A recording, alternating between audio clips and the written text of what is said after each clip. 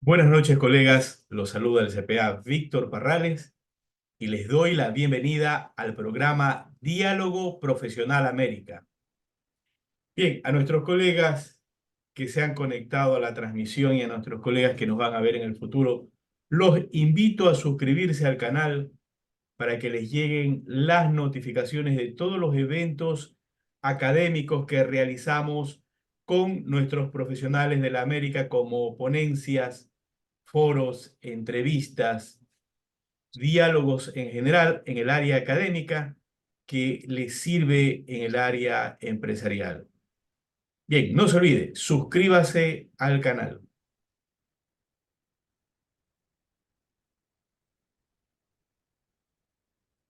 También nos pueden encontrar en el Facebook dentro de los grupos profesionales con el nombre Diálogo Profesional América Impuestos Contabilidad, donde cargamos la información relacionada a los eventos académicos. Suscríbase igualmente.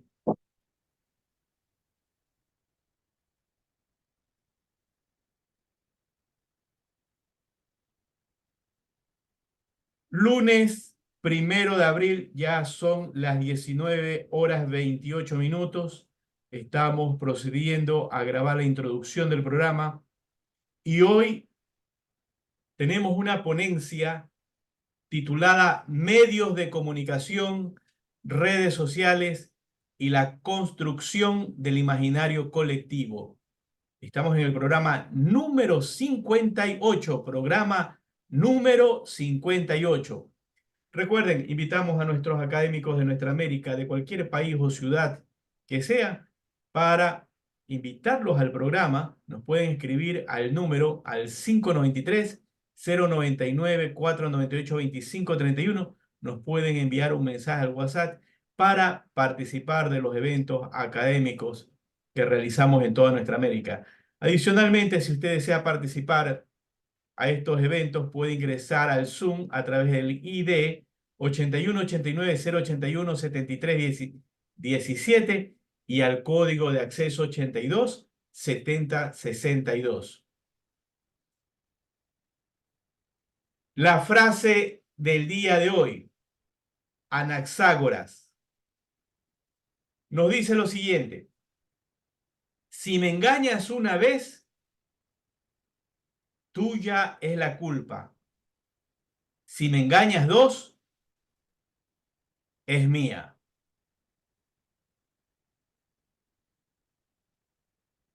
¿Cuántas veces hemos sido engañados? No solamente una vez, dos, tres, infinidad de veces. Y es que el engaño no es algo nuevo. El, definitivamente el engaño, el timo, la, las tretas son algo que definitivamente vienen con la evolución del hombre. Pero en estos tiempos tecnológicos, donde tenemos información de primera mano a través de una serie de medios noticiosos, el dejarnos engañar por segunda vez ya es una situación terrible para cualquier individuo. Y vemos que hay individuos profesionales en el engaño, como está ocurriendo en toda nuestra América, donde el narcotráfico, la corrupción, la violencia interna, como lo que está pasando en Haití, es producto de una serie de individuos que engañan fácilmente a sus ciudadanos a través de dádivas o ciertas expresiones populistas. Y depende de nosotros no dejarnos engañar y caer por esas dádivas que al final destruyen nuestros países. Reflexionemos analicemos y no dejemos que nos engañen, porque caso contrario, la sociedad, nuestra sociedad, se encuentra en peligro.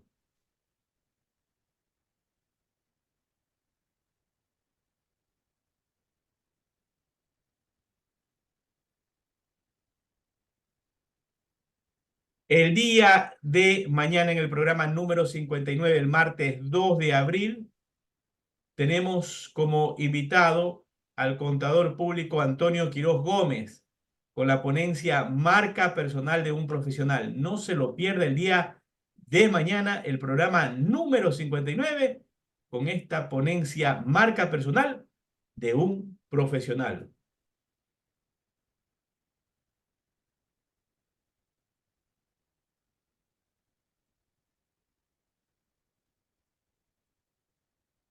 Hoy tenemos como invitado al doctor Harold Hugh Herrera, docente e investigador. El doctor Harold Hugh tiene un doctorado en Gobierno y Políticas Públicas de la Universidad de Costa Rica, maestría en Administración de Negocios con énfasis en Relaciones Públicas, licenciado en Relaciones Públicas de la Universidad de Costa Rica, bachiller en Ciencias de la Comunicación Colectiva, Universidad de Costa Rica. También tiene publicaciones recientes en el año 2024 en el tema de participación ciudadana, un nuevo paradigma en la gestión pública, responsabilidad social comunitaria de los esfuerzos circunstanciales a la planificación estratégica, inclusión de derechos igualitarios en agenda pública durante segunda ronda electoral 2018, inclusión de derechos igualitarios en agenda pública, desarrollo comunitario y responsabilidad social, participación ciudadana y gestión políticas públicas de la revista Espacios Públicos de México, medición del impacto de la gestión de responsabilidad social, un reto para las agencias de relaciones públicas, revista nacional de administración, comunicación en participación ciudadana y gobierno abierto, comunicación, participación ciudadana y gobierno abierto, tres aristas de un mismo proceso.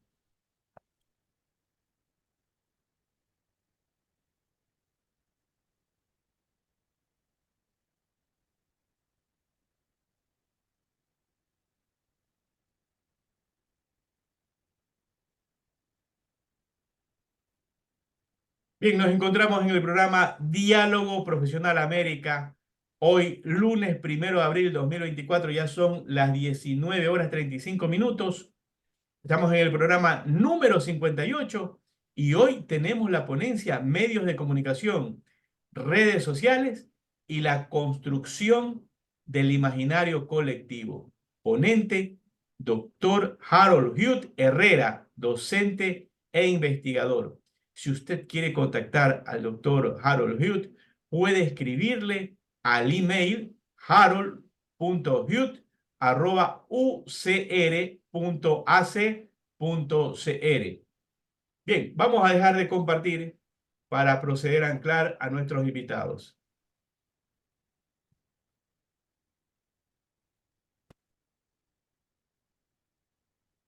Permítame unos minutos, por favor.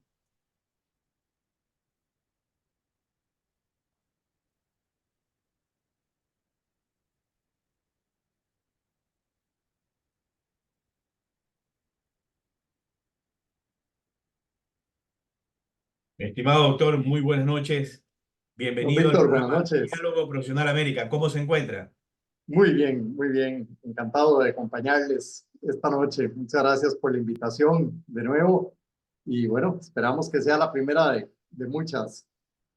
Así es, doctor. Sobre todo que hoy tenemos un tema muy interesante, ¿sí? Sobre la construcción de este imaginario colectivo a través de los medios de comunicación. Y justamente en este panel que vamos a llevar, ¿no? Va a ser un panel donde vamos a ir interactuando para que no sea solamente un monólogo, sino que a través de las diapositivas, justamente realizar esas consultas, esas apreciaciones sobre estos temas que usted hoy nos va a compartir. Nuevamente, gracias por haber aceptado nuestra invitación al programa Diálogo Profesional América y a partir de ahora tiene ya habilitado para que pueda compartir. El micrófono es suyo, doctor. Muchas gracias, don Víctor, de nuevo, muy agradecido por la invitación y un cordial saludo a la audiencia de Diálogo Profesional América. Gracias. Yo, más que una presentación, lo que traigo es una conversación, ¿verdad? Y desde luego con la idea de que podamos ir interactuando, compartiendo, reflexionando y discutiendo sobre algunos temas vinculados a lo que es la construcción del imaginario colectivo. Y esto ha sido un tema que a mí particularmente me ha parecido importante traerlo a colación en el marco de lo que es el escenario o el contexto político en nuestra región latinoamericana, ¿verdad? Tal vez iniciar explicando un poquito qué es el imaginario colectivo, que esto es un término que proviene desde las ciencias sociales y que fue originalmente abordado desde su perspectiva teórica por don Edgar Morin, quien habla desde 1960 de este conjunto de autopercepciones y creencias que tienen los grupos, poblaciones o naciones acerca de sí mismos o acerca de un tema determinado. Y cómo eso puede variar o puede estar en un proceso de permanente construcción o de construcción de acuerdo con los mensajes que vamos recibiendo a través de los medios de comunicación y las redes sociales, esencialmente, que ahora son los dos principales canales o factores desde donde nos nutrimos constantemente de información. De acuerdo con un estudio realizado por Red 506, un 75% de la población en Latinoamérica afirma informarse a través de las redes sociales. Imagínense esto, qué interesante, porque además es informarse de manera exclusiva desde las redes sociales. Y esto tiene un componente complejo porque en las redes sociales tenemos una extensión muy corta de texto, de contenido, y aun y cuando hay recursos multimedia, en general, lo que nos dice esto es que la gente tiende a tener muy poca información para basar sus opiniones. Y esto hace que sus opiniones no tengan el arraigo necesario para ser suficientemente sólidas en el tiempo. Es decir, que tenemos una opinión pública construida de opiniones muy volátiles, ¿verdad? Entonces, este imaginario colectivo empieza a ser bastante incierto y, por supuesto, de alguna manera tiene que ver esto con un proceso de diálogo desde los grupos o agrupaciones políticas, desde donde se aprovechan estas circunstancias para incitar cambios, ¿verdad? Parte de lo que hemos venido viendo en nuestro contexto latinoamericano es que hay un descontento popular con las clases políticas en general. Y esto nos ha llevado a que las personas, en el marco de este proceso de insatisfacción, empiecen a generar de alguna manera reacciones. ¿Y qué es lo que vemos? Que la gente quiere manifestarse en contra de las clases políticas que generalmente han venido generando algún tipo de opresión, que han marcado una trayectoria histórica de corrupción, por ejemplo, ¿verdad? Y entonces vienen algunos mecanismos de ejerción de esta protesta o de este sentir popular de insatisfacción, frustración e indignación, y entonces la gente dice, yo voy a votar por el cambio, ¿verdad? Entonces, el cambio es cualquier cosa que atente contra el orden establecido de los partidos tradicionales. Entonces Doctor surge Liu, claro, disculpe que lo interrumpa, ¿no? para En esta nada, adelante, parte, en esta parte que justamente estamos dialogando, claro. que es los medios de comunicación y que usted justamente está hablando de este tema de los partidos políticos o la reacción en las redes sociales publicitarias, donde hay una cascada de información, una parte real, otra parte no, pero en qué medida el individuo, la persona, y me refiero a esto porque he tratado a veces con profesionales de cuarto nivel, incluso ya con un PhD, que de una manera u otra se dejan engañar. Un ejemplo de esto que acabo de decir. Aparte del tema político, el ejemplo, el tema del Bitcoin. Claro, Ha habido una cascada de gente que ha metido su dinero en este Bitcoin con la publicidad de que lo va a hacer crecer 200, 300, 400% y han quedado arruinados. así es. ¿Hasta qué punto el individuo puede realmente razonar y a pesar de que tiene toda esa expertise profesional, hasta qué punto razona? Claro, esto es muy interesante porque nos lleva a ampliar el horizonte más allá de la perspectiva política y nos vamos un poco más a la perspectiva cultural general, ¿verdad? Y nos encontramos con varias sorpresas. En primer lugar, nos encontramos que la persona promedio que representa la cultura latinoamericana es una persona naturalmente crédula, ingenua en algún sentido, y también con una alta expectativa y deseo de lo fácil. Es parte de nuestra idiosincrasia y nuestra cultura. Por más que nos duela reconocerlo, en general la gente tiene este deseo de creer. Y aunque usted sienta que a veces lo están engañando, la gente dice, tal vez sí sea cierto, ¿verdad? Y entonces de alguna manera se deja llevar a ciertos escenarios donde incurre o se deja incurrir en ciertas decisiones negativas desde todo punto de vista. Y eso tiene que ver, de nuevo, con este factor cultural. Hoy en día tenemos un mercado, lamentablemente, tenemos que reconocerlo, orientado a todo este tema de los fraudes, del engaño. En el caso de Costa Rica, incluso, pues estamos enfrentando un escenario muy lamentable y es que en los centros de reclusión, ¿verdad? De personas privadas de libertad, se han montado call centers con una tecnología impresionante y lo llaman a uno con un enmascarador de teléfono que le hace creer a usted que lo están llamando del banco de manera directa. Y lo primero que le dicen, mire, don Víctor, a usted le están sacando en este momento dinero de la cuenta, ¿verdad?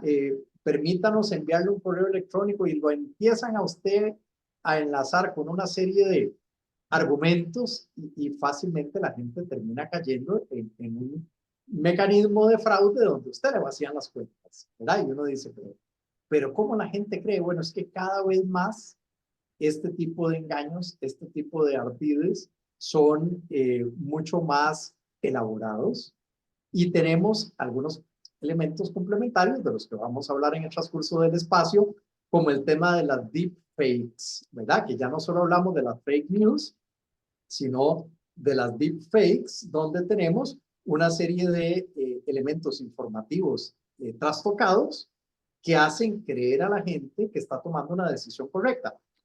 La inteligencia artificial tiene múltiples usos, pero lamentablemente, como todo en esta vida, puede tener su lado bueno, su lado negativo, depende de quién la use.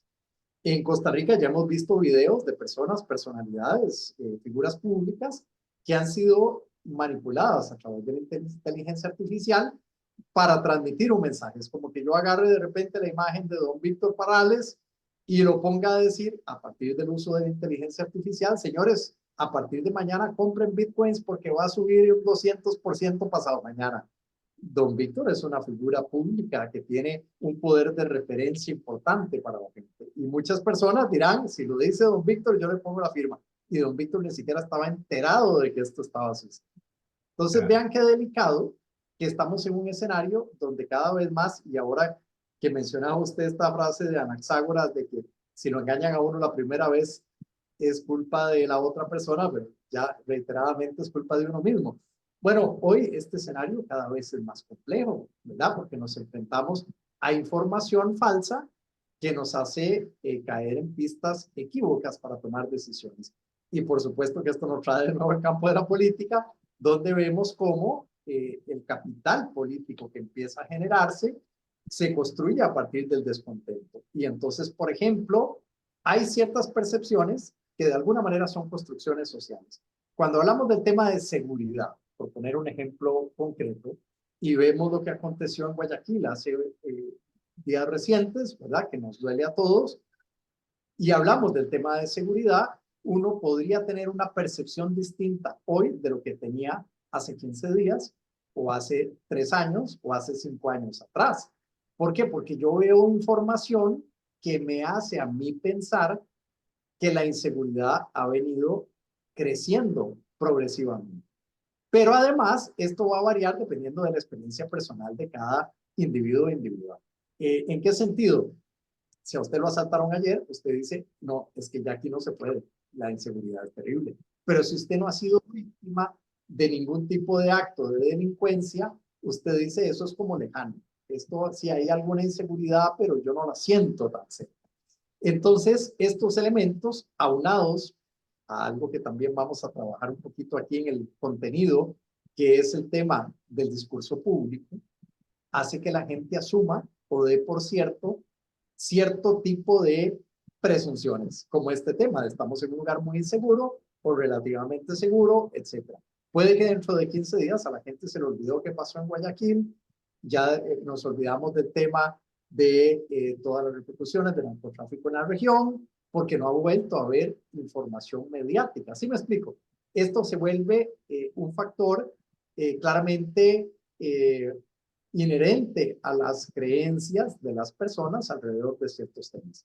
Hemos hecho algunas valoraciones, por ejemplo, cuando el gobierno anuncia el incremento de algún precio en algo, pero los medios reiteran esa misma noticia, genera una sensación de que es que ha habido un aumento recurrente.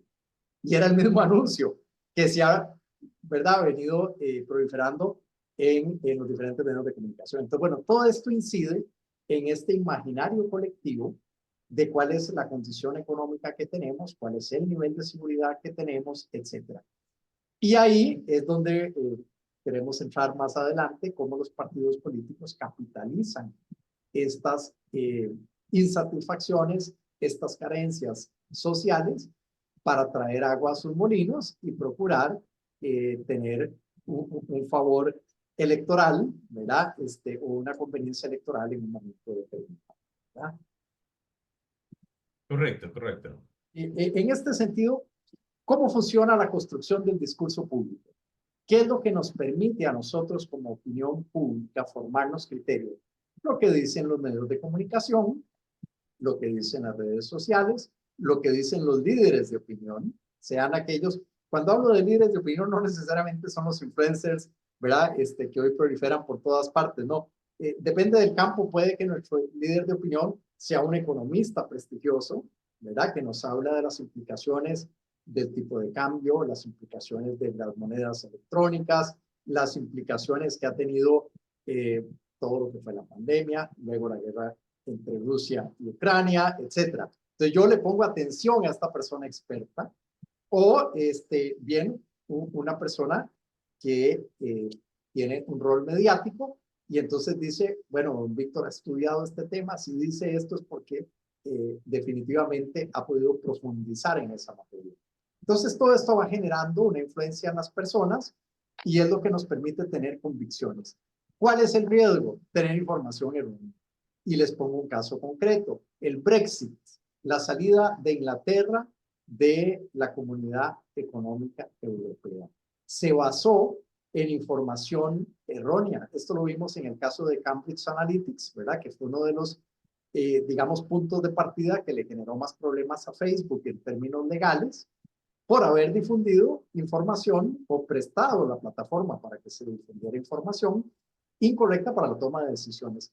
Y parte de lo que pasó en Inglaterra es que había una campaña que le decía a la gente, estar en el Brexit le cuesta al país, no recuerdo la cifra exacta, pero era cerca de 2.000 millones de dólares, una cosa así, al año. Entonces la gente decía, wow, eso es tan caro, definitivamente tenemos que salirnos. Lo que nadie dijo nunca es que estar fuera del Brexit era más caro. ¿Me explico? Claro, Entonces, ¿qué pasa? Que hay un impacto mediático, pero no hubo un balance de información, no hubo el balance affair para poder decir, bueno, cuál es la perspectiva, y la gente con base en eso tomó la decisión. Cuando, no sé si es el caso de Ecuador, pero por ejemplo en Costa Rica ha habido toda una campaña de desprestigio contra los funcionarios públicos y en el imaginario colectivo se maneja la creencia de que las instituciones públicas son caras, son burocráticas, que no funcionan bien. Y ciertamente hay algo de esto, ¿verdad? Pero lo que se ha generado es una campaña mediática para realizar una serie o aprobar una serie de medidas gubernamentales que lo que han hecho es disminuir en el fondo el poder adquisitivo de la gente que está en el poder ejecutivo. ¿Y cuál es el fin? Que de alguna manera los salarios públicos son un referente de los salarios privados. Y entonces lo que el gobierno ahorra, entre comillas, en salarios, tal vez no es tan significativo, pero toman la bandera de algunas asimetrías para decir es que don Pedro gana 10.000 dólares y Juan gana 1.000, y eso es una injusticia, y se genera un fervor alrededor de esto que la gente dice, no, hay que traerse todos los salarios abajo. Bueno, esto ha venido sucediendo en los últimos 6 años y hoy tenemos el sector público en ruinas. El sector educación está destruido. El sector seguridad está colapsado. El sector salud está por tirarse a la calle ahorita porque hay toda una fuga de especialistas porque hubo, para ponerlos en contexto, una serie de políticas orientadas a establecer barreras salariales de manera tal que un médico que antes podía ganar hasta 10.000 dólares, hoy tiene un salario de 1.500 dólares, ¿verdad? claro. Entonces, el médico dice, para ganarme eso y tener que atender una cantidad asombrosa de pacientes por día, ¿verdad? Mejor me voy al sector privado y me gano mucho más que este. ¿Me explico? Entonces, cuando no Respe- hay, sí, doctor, respecto a este tema que justamente está tratando de ir construyendo este imaginario, vemos que esto no se hace de la noche a la mañana.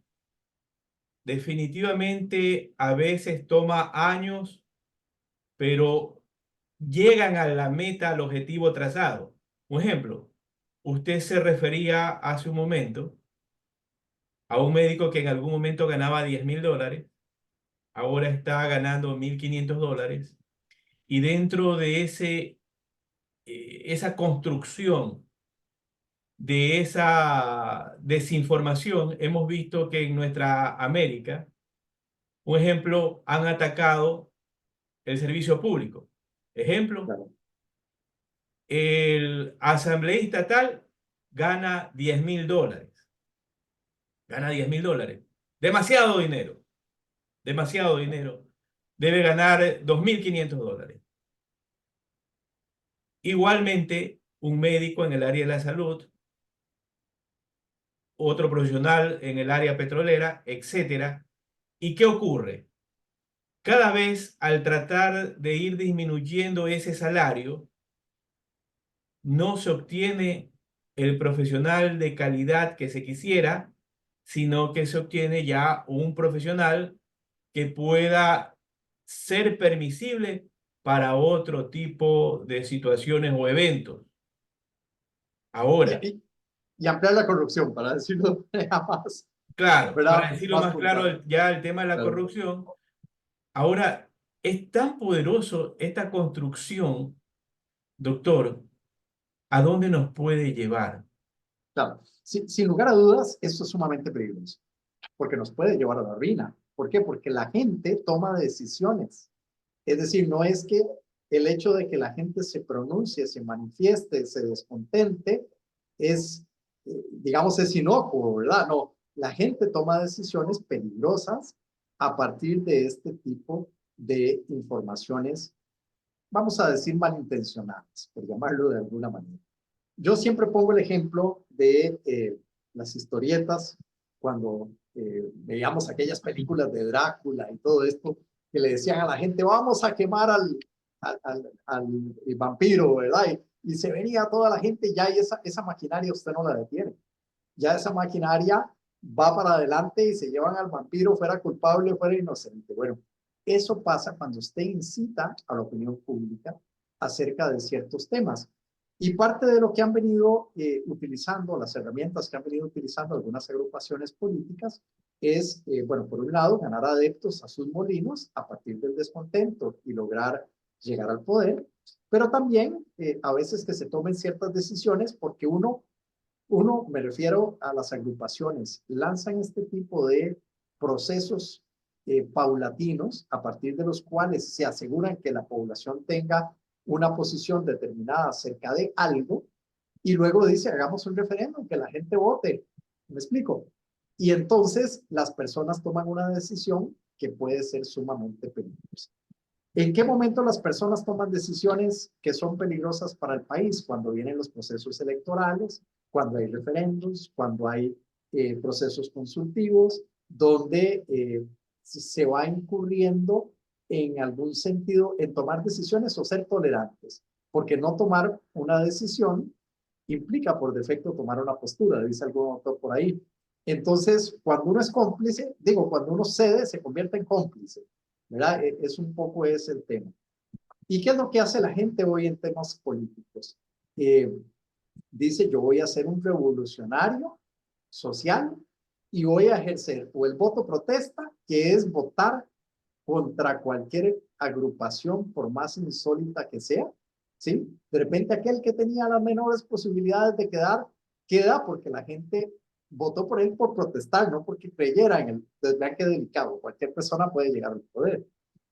Dos, el voto castigo, ¿verdad? Que es cuando uno dice, el partido tal es el que siempre ha quedado con el cual, entonces voto por el tercero. A mí me encanta una caricatura que ha surgido como un meme, ¿verdad?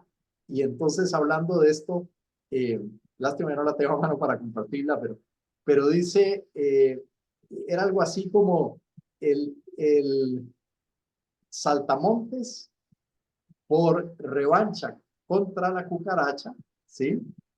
Votó por el baigón. Todos, todos murieron, dice, hasta el grillo que no votaba. Es un poco ese reflejo de que yo a veces con tal de hacer daño, ejerzo un voto que nos termina haciendo daño a todos, ¿sí? Entonces, realmente esa caricatura es muy significativa porque nos dice mucho de esta realidad. Vemos un Manuel López Obrador en México, en una corriente de izquierda que era poco previsible. Vimos a una ultraderecha en Brasil con Bolsonaro. Hoy tenemos en Argentina a Javier Milei, que yo realmente me sorprendí. Bueno, Donald Trump ganó las elecciones en Estados Unidos. Es decir, esto no solo es un tema latinoamericano, ¿verdad? Es un tema, un fenómeno global, donde vemos cómo el voto protesta se manifiesta cuando la gente dice, aquel candidato insólito, yo no podía creer cuando Donald Trump ganó las elecciones por el tipo de campaña tan sensacionalista, los mensajes tan controversiales. No era un tema de capacidades o no, era un tema de ideologías y de un mensaje sumamente retador, donde uno decía, no es posible que este tipo gane. Bueno, yo tenía mis dudas con Javier Milei en Argentina. ¿Y qué es lo que nos dice esto? Que la gente está determinada a tomar decisiones. Entonces, hoy en día, digamos que las proyecciones electorales son absolutamente inciertas en la región. Y esto puede tener complicaciones severas. Javier Milei está tomando decisiones muy radicales. Bueno, tenemos a Nayib Bukele en El Salvador, ¿verdad? Que ha puesto mano dura contra el tema de las maras y él dijo, yo voy a limpiar al país y esa es mi consigna y a pesar de lo que digan de los derechos humanos, voy para adelante con esto y ha logrado algo que desde la comunidad internacional puede tener cuestionamientos, pero que se le puede atribuir un grado de éxito importante en esta gestión que nadie había logrado. Y algo que parecía, algo que en su momento parecía también imposible. Eh, Claro, es más, la gente en El Salvador, algunos salvadoreños dicen es que eh, la posibilidad de salir de casa, ir a pasear al parque, era algo que antes nosotros veíamos, dicen los salvadoreños, muy lejano, ¿verdad? Porque ahí tenían a las maras cobrándoles el peaje, que era la principal actividad lucrativa de ellos, la extorsión y el narcotráfico en algún sentido, pero la extorsión era el punto principal, entonces la gente no tenía paz. El nivel de inseguridad ciudadana era altísimo, ¿verdad? Entonces, al final vemos cómo hay medidas que pueden ser buenas, pueden ser malas, porque digamos en este caso yo me atrevería a creer que ese balance dentro de lo que internacionalmente hemos podido ver es positivo. Pero ¿qué pasa con Nicaragua y con Venezuela? ¿Verdad? Países tomados por dictadores en este momento en condiciones, digamos, muy negativas. Pero además, hay otro tema que quiero que abordemos más adelante, que es el tema del realismo mágico, que es cuando ya la gente empieza a crear una realidad paralela. Y uno escucha a Daniel Ortega diciendo en Nicaragua todo es perfecto, las elecciones son limpias, ¿verdad? Lo escucha uno con Nicolás Maduro también. Y entonces uno se da cuenta de que hay gente que les cree, ¿verdad? Gente que cree que lo que están diciendo es cierto. Pero nos está pasando en Costa Rica. Ya en Costa Rica, nuestro presidente, lamentablemente, ha habido ocasiones en las cuales le ha mentido al pueblo de manera directa, ¿verdad? En algunos temas donde da información, vamos a decirlo de manera políticamente correcta, da información no corroborada, digamos, ¿verdad? Pero realmente hay discursos, digamos, políticos bastante cuestionables con respecto a la realidad del país, donde uno ve, por ejemplo, el crecimiento de la delincuencia y el narcotráfico, y el Poder Ejecutivo dice aquí todo está bien, y uno dice, no es lo que yo veo reflejado en los medios de comunicación, no es lo que yo veo reflejado en la realidad, y entonces esto nos hace entrar en otro elemento complicado, y es cómo tomar buenas decisiones si usted no tiene información fidedigna, ¿verdad? Que volvemos un poco al ejemplo del Bitcoin, donde la gente dice, bueno, yo le voy a apostar a esto, a este partido, le voy a apostar al Bitcoin, le voy a apostar a tal... Cuando Hugo Chávez estaba en Venezuela, logró hacer una campaña de convencimiento tal que eso llevó al poder a Nicolás Maduro, pero hoy el escenario es muy distinto. Y una vez que usted pierda la libertad, ya recuperarla es muy difícil, ¿verdad? Hoy vemos muchas corrientes socialistas, pero alguien decía algo muy cierto. No es lo mismo usted pretender ser socialista en un país libre que pretender ser libre en un país socialista. Ya ahí la Claro, realidad es totalmente distinta. claro, pero un ejemplo, ¿no? Saliendo de América, Claro, vemos el tema de Putin. Un ejemplo cuando Putin habla de las libertades, etcétera, etcétera, y lo comparamos con Estados Unidos, son dos cosas total, o sea, no somos ciegos, son dos claro, cosas que se pueden visualizar.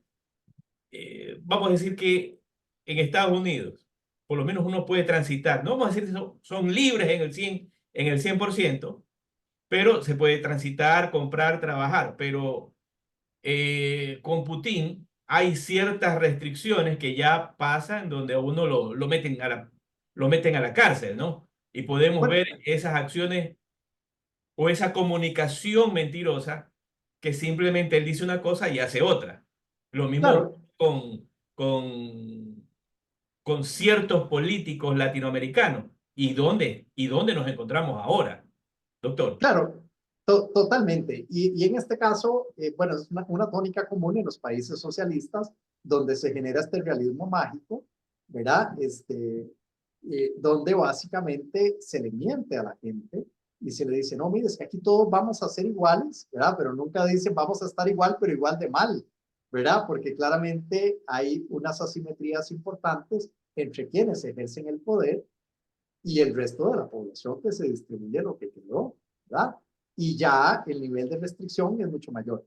Es cierto que en Estados Unidos hay restricciones, como en la mayoría de los países, y ahí usted tiene, las reglas son claras, pero usted es libre, en el fondo usted puede ir, puede volver, puede, ¿verdad? En estos países usted pierde la libertad, ¿verdad? Ahora, ¿qué pasa? Que no estamos exactamente en el momento de la Guerra Fría, pero sí es cierto que si tomamos malas decisiones en los diferentes países, podemos llegar a poner en riesgo las democracias, porque lo que sí nos dicen los estudios sobre el tema de la democracia es que hemos venido en un franco retroceso. y tenemos que abrir los ojos ante este tema donde estamos perdiendo de alguna manera las libertades, y esto pasa por el tema de la gestión política, ¿verdad? Que cada vez tenemos menos alternativas de elección, la gente está votando por partidos cada vez más insólitos o más impensados, ¿verdad? Y de alguna manera podemos empezar a enfrascarnos en una limitación frente a la toma de decisiones.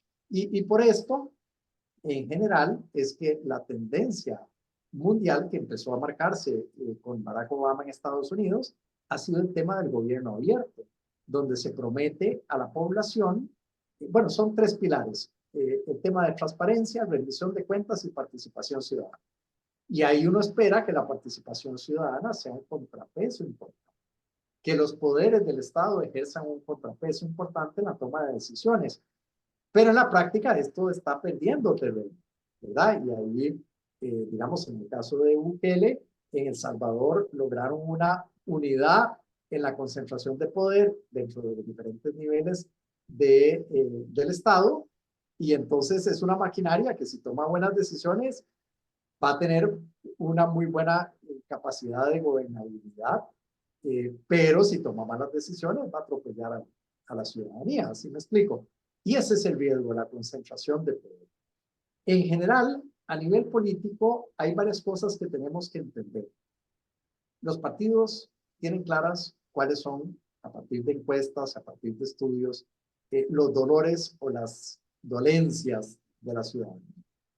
Y si ustedes se fijan, ningún partido, ningún político, ningún aspirante o candidato presidencial se basa en más de 5 o 6 promesas electorales. Esto es lo que en comunicación llamamos los mensajes claves. ¿Por qué son 5? ¿Por qué son 6? Porque si no a la gente se le olvida. Si yo ofrezco realizar 187 proyectos, nadie se va a acordar de cuáles son. Pero si yo le insisto y yo digo, mire, después de ver lo que pasó en Guayaquil, vamos a tomar, nosotros prometemos el rescate del estado de seguridad, prometemos la posibilidad de rescatar el espacio público, etcétera. Eso para la gente va a ser muy sensible, ¿sí? Yo he visto asesores políticos decir, mi tarea, mi función es llevar a la gente al poder, diciendo lo que sea necesario. Una vez en el poder, es responsabilidad de ellos administrar. Nosotros desde la comunicación no creemos eso, es decir, nosotros creemos que el mensaje debe ser coherente, que debe ser un mensaje que tenga cierto nivel de estructura, a partir del cual podamos tener una consistencia entre la promesa política y la administración, ¿verdad? Porque si usted votó por el presidente, por el candidato presidencial que le ofrecía a usted algo, lo que fuera, usted lo que espera es que le cumplan eso, no que luego llegue al poder y se olvide del tema. ¿Sí me explico? Entonces, esta parte de la confiabilidad se ha vuelto en un factor crítico, ¿verdad? Y ahí está ahora todo el tema de la inteligencia artificial, porque mucha gente incluso en los debates estaba usando información sacada de la manga, como decimos nosotros. Entonces alguien decía, yo voy a hacer que la economía crezca un 5%. Y alguien le dice, ¿cómo hago eso? Bueno, y empezaban a dar datos de manera totalmente aleatoria, y con la inteligencia artificial se ha podido generar procesos de contraste para decir, no señores, eso no es así, este dato no es correcto, etcétera. Pero estamos en este escenario, es decir, la construcción del imaginario colectivo a partir de la construcción del discurso público es fundamental. Y ahí necesitamos medios de comunicación responsables, medios de comunicación fuertes, ¿sí? Que puedan de alguna manera poner las cosas en las justas dimensiones. Porque en las redes sociales tenemos otro problema importante, y es que la inteligencia artificial se ha convertido en el mecanismo para generar lo que conocemos como troles, ¿verdad? Para generar cuentas. Entonces de repente usted ve un avasallamiento de mensajes a favor o en contra de algo, y usted dice, caray, la población está enardecida, y de repente son puros chatbots trabajando Doctor, de manera... Sí, un dato, un ejemplo, claro. eh, hay un caso acá en Ecuador que se llama el caso Metástasis, y hay una señorita que está implicada justamente en el tema que se llama Mayra Salazar. Es un tema que está en las noticias y dentro de ello decían, yo te vendo una cuenta con 40.000 suscriptores, Claro, te lo vendo en $1.250. Y si quieres una cuenta con 120.000 suscriptores, te la vendo en $2.500. claro. Dicho esto, doctor, dentro de estos medios de comunicación y estas redes sociales como WhatsApp, YouTube, Facebook, etcétera, ¿hasta qué medida nos vamos a engañar? Diciendo, no, Claro, mira este señor, bien, lo siguen, tienen 120.000 suscriptores o seguidores, pero a veces son comprados o son pagados. y no, yo diría que más que a veces, ¿verdad? Casi siempre se ha incurrido en este tema de compra de seguidores y esto tiene un fin más que todo mercadológico, ¿sí? Porque entonces yo digo, bueno, yo tengo 200 millones de seguidores. Si usted quiere, yo le vendo un mensaje para toda esta gente porque yo soy un influencer. Hoy, un alto número de gente en Latinoamérica sueña con ser influencers. Esa es o youtubers, ¿verdad? Es parte de las nuevas tendencias. Entonces, yo cobro con base en la cantidad de gente a la que yo le llego, ¿correcto? Pero las agencias de publicidad que hacen el escrutinio cada vez están logrando ser más asertivas en la identificación de influenciadores reales. Entonces, hoy, en lugar de influencers, se habla de los micro-influencers. Entonces, ya yo no le apuesto tanto a las Kardashian, por ejemplo, que tienen la posibilidad de llegar a una cantidad innumerable de gente, sino que yo prefiero apostarle a don Víctor Hugo porque yo sé que de repente la gente cercana va a tener un referente más confiable. Y si don Víctor dice tal cosa funciona o tal cosa no funciona, yo le voy a creer más que alguien de quien yo no tengo la menor capacidad de referencia, me explico, porque yo no tengo la inmediatez para confiar en esta persona. Entonces, hoy en día, el uso de pares es mucho más fructífero. Por ejemplo, si yo quiero llegarle a la población juvenil, para mí es más importante la experiencia de compra de una persona que pueda replicar en redes o que pueda apoyar la gestión comercial que lo que pueda hacer un tercero al cual usted no sabe si le está diciendo la verdad o no le está diciendo la verdad. Y esto pasa por una serie ahora de temas, pero esto es más en el orden de mercado. No me quisiera meter mucho ahí, pero voy a acelerar nada más con el tema de los productos milagro. Por ejemplo, hay productos que tienen una preferencia clásica. ¿Sí? Uno de los principales problemas en Latinoamérica y en el mundo está siendo la obesidad. Correcto. Se habla de que es el mal de los países económicamente en desarrollo o países desarrollados.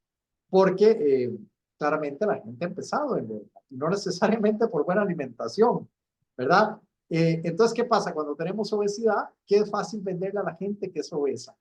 De pastillas para adelgazar. ¿Por qué? Porque volvemos a los factores culturales. La gente lo quiere fácil, lo quiere rápido y compra la pastilla, que es un engaño en la mayoría de las ocasiones. Y entonces, ¿por qué? Porque tiene información falsa, ¿sí? Y ahí es donde entramos en todo el tema del marketing, de los influencers, de la parte de gestión mercadológica, donde no hay referentes confiables necesariamente para tomar decisiones y ahí seguíamos con todo el tema de las malas decisiones que toman las personas.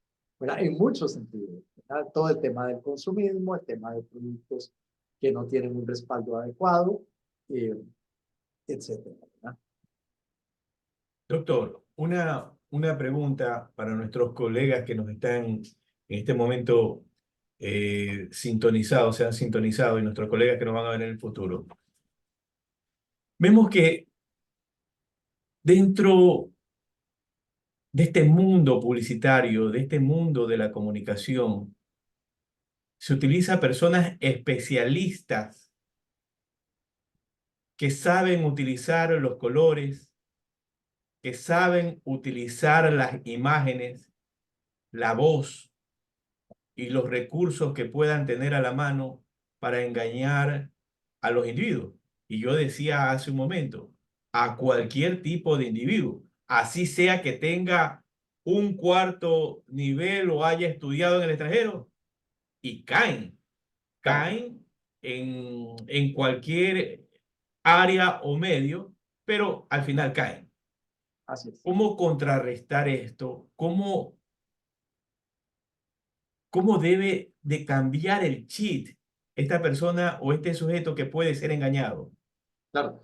Yo creo que ahí la persona está en algún grado de indefensión, porque usted no tiene cómo poder contrastar cierta información que le es suministrada. Eh, yo trabajé para el Ministerio de Economía en Costa Rica por un buen número de tiempo, ¿verdad? Y parte de lo que identificamos es que en el mercado habían productos que les denominamos productos milagro. Y esto lo empezamos a trabajar de manera colectiva con varios países de la región, incluso con la Comisión Federal de Comercio en Estados Unidos, y decidimos tomar acciones precisamente porque se considera que el consumidor está indefenso y que es un deber de las autoridades gubernamentales brindarle resguardo. ¿Qué significa esto? Si usted ve un producto, revisamos un producto concretamente, varios ejemplos que puedo poner, pero había un producto que decía, este producto está aprobado por la Asociación de Combatientes del Fuego, ¿sí? Entonces usted dice, este producto es seguro. La Asociación de Combatientes del Fuego era una agrupación de 6 bomberas pensionadas a las cuales algunos productos le pagaban para ponerles el sello. ¿Y qué garantía o qué referente daban estas personas? Ninguno. Me explico. Los avales son delicados. Cuando yo digo avalado por la Asociación de Cardiólogos, por ejemplo, hace que usted consuma un producto con cierta, vamos a llamarle seguridad. Pero si esa asociación de cardiólogos son 4 personas que no tienen ninguna capacidad de representación ni criterio técnico, de ahí eso es preocupante. Entonces, parte de lo que el Estado debe garantizar es el tema de los avales, es decir, monitorear qué productos que están en el mercado realmente cumplen o no con ciertos requerimientos. Cuando usted consume un producto farmacéutico, usualmente el referente es la FDA, ¿verdad? Esta organización en Estados Unidos que dice producto es seguro, se sometió a pruebas, tal. Pero si usted no tiene un referente de seguridad, el tema es más complicado, ¿verdad? Entonces, eh, un producto que analizamos, por ejemplo, fue Reduced Fat Fat, que era un producto, vamos a decirlo con nombre y apellidos, que le ofrecía a la gente bajar de peso. Hicimos los análisis correspondientes con toda una contraparte científica y se descubrió que el producto era un diurético. O sea, usted perdía peso, pero lo ganaba al día siguiente. Es simplemente un efecto placebo inmediato que no le genera ningún efecto a largo plazo. Pero el tipo se hizo millonario. ¿Por qué? Porque la Claro, gente, volvemos al tema, hay una población, un mercado amplísimo dispuesto, y usted pone una leyenda que dice, al 5% de la población este producto no le hace efecto. Entonces, ¿qué dice la gente? Ah, yo fijo, caí en ese 5%. sí, sí, sí, Y claro, y efectivamente.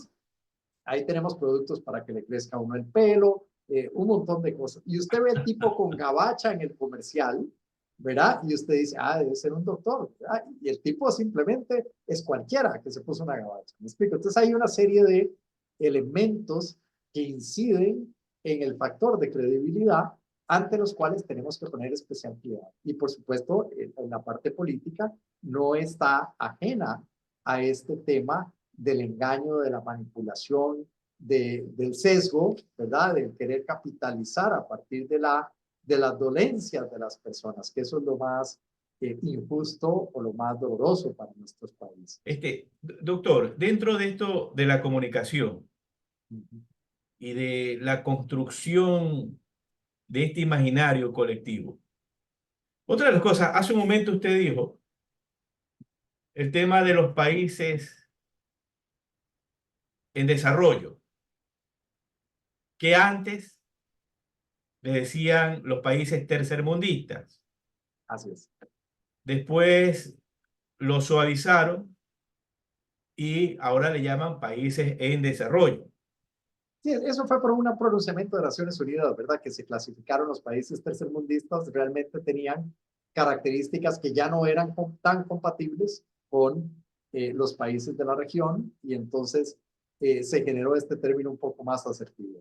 Claro, claro, pero el punto es que realmente somos, vamos a decirlo, tercermundistas o países en desarrollo, cuando ahora estamos viendo que, entre paréntesis, los países desarrollados, ¿no? Los países desarrollados tienen el poder de destruirnos con una bomba atómica. Entonces, Claro, ¿quiénes realmente son los tercermundistas o los países? Yo creo que ahí, en esa parte de esa construcción, es que creamos frases o palabras para encasillar a ciertos individuos, a ciertas naciones, y definitivamente crea un estigma o un pensamiento negativo que hace que tal vez no llegue a esos objetivos que quizás pueda llegar una nación o un individuo. Doctor. sí, ahí más bien incluso estos elementos, hay un tema muy interesante con esto de la tenencia de bombas atómicas o de energía nuclear, y es que hay un tema del potencial de destrucción mutua que hace que los países de alguna manera generen un cierto respeto mutuo, ¿verdad? O sea, ¿por qué Estados Unidos no invade Rusia o Rusia invade Estados Unidos? Porque hay una barrera, ¿verdad? Que saben que no pueden cruzar porque en el momento que alguien detone la bomba, ¿verdad? Puede iniciar una catástrofe. ¿Estamos de acuerdo? Entonces, esto genera un cierto marco que obliga a tener cierto nivel de, ¿qué le podríamos llamar? De límites o limitaciones en el hasta dónde puedo llegar, ¿verdad? Entonces, alguna vez en una reunión, contaba don Henry Kissinger, eh, recién falleció relativamente, que los países decían, yo puedo destruir al mundo tantas veces, y el otro, no, ya yo tengo más desarrollo, puedo más veces, y él decía, de con una vez es suficiente, ya para qué quiere usted, si ya puede destruirlo una vez, no necesita desarrollar más armamento, ¿para qué? ¿Me explico? Pero ciertamente por esto es que ha habido toda una serie de convenciones alrededor de lo que es armamento o arsenal nuclear, que Irán particularmente ha desatendido, que lo vemos en Corea del Norte también de manera bastante retadora, pero que se supone que había ciertas convenciones a nivel mundial para garantizar cierto nivel de seguridad, ¿verdad? A partir del desarme. Hoy en día, Dave, vemos que en algún momento el diálogo entre Estados Unidos y Rusia se tornó un poco, digamos, preocupante, ¿verdad? Alrededor de lo que pudo haber sido un altercado de alto nivel, ¿verdad? Y entonces ya se hablaba de quién tenía el botón rojo más grande, ¿verdad? Que era claramente el botón para activar la bomba nuclear. Entonces, sí, claro, esto tiene implicaciones bastante complejas porque más allá del tema político hay un tema histórico, ¿verdad? La humanidad en general se ha caracterizado por la avaricia, ¿verdad? Y el tema de las invasiones eh, a territorios, el tema de la carrera por obtener más recursos de manera ambiciosamente ilimitada, ha sido un factor histórico de conflicto, ¿verdad? Y lo seguimos viendo hoy en día. Y uno dice, bueno, ¿cómo hoy alguien va a invadir otro lugar? Bueno, ya nos lo demostró Rusia, ¿verdad? Con el tema de Ucrania.